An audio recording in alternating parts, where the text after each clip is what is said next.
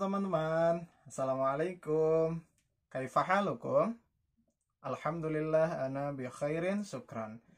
Oke teman-teman, tidak terasa sekarang sudah hari Senin kembali dan sekarang waktunya untuk pembiasan ibadah dan pembelajaran PAI bersama Mr. Farid. Teman-teman, sebelum kita lanjut ke pelajaran, kita akan mengulang pelajaran sebelumnya.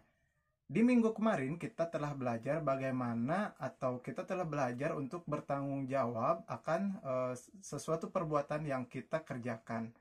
Bahwa ada akibat dari perbuatan yang kita lakukan dalam kehidupan kita.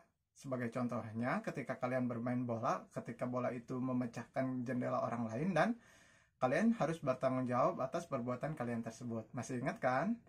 Oke. Teman-teman, sekarang kita akan melanjutkan materi yang sama dengan pembahasan selanjutnya. Tapi sebelum kita belajar ke pelajaran selanjutnya, yuk untuk kelancaran dan keberkahan kita dalam pembelajaran, kita berdoa terlebih dahulu. Berdoa dipersilahkan. Hayya du'aan. Bismillahirrahmanirrahim. Rabbi zidni ilman warzuqni fahman birahmatika ya arhamar rahimin. Amin ya rabbal alamin. Oke teman-teman, kita lanjut ke pelajaran selanjutnya. Hari ini kita masih akan membahas materi tentang tanggung jawab dengan pembahasan yang berbeda. Teman-teman, seperti yang Mister bilang kemarin bahwa tanggung jawab adalah kita mengerjakan sesuatu dengan bersungguh-sungguh dan bersiap menerima akibat dari perbuatan yang kita lakukan. Nah, teman-teman, tanggung jawab yang paling dasar adalah terhadap diri kita sendiri. Di dalam tubuh ini ada berbagai macam hak yang perlu kita penuhi. Mata mempunyai hak untuk beristirahat dengan cara bertidur. Kemudian tubuh, baik itu tangan, kaki, badan, dan anggota tubuh lainnya, itu punya hak untuk beristirahat setelah kita gunakan. Maka ketika kita sudah capek, kita harus beristirahat untuk mengistirahatkan dan memberikan hak kepada tubuh kita untuk beristirahat dan untuk agar tenaga kita terisi di kegiatan selanjutnya. Kemudian juga lingkungan kita juga mempunyai hak terhadap kita. Alam sekitar kita haknya adalah bersih dan tertata dengan rapi, serta tidak diganggu ekosistemnya oleh kita. Misal, ketika kita membuang sampah secara sembarangan, sampah yang kita buang itu akan menghalangi, terutama sampah plastik, akan menghalangi kuman-kuman yang biasanya untuk membusukkan tanaman itu ataupun makanan-makanan bekas sisa yang organik itu secara cepat.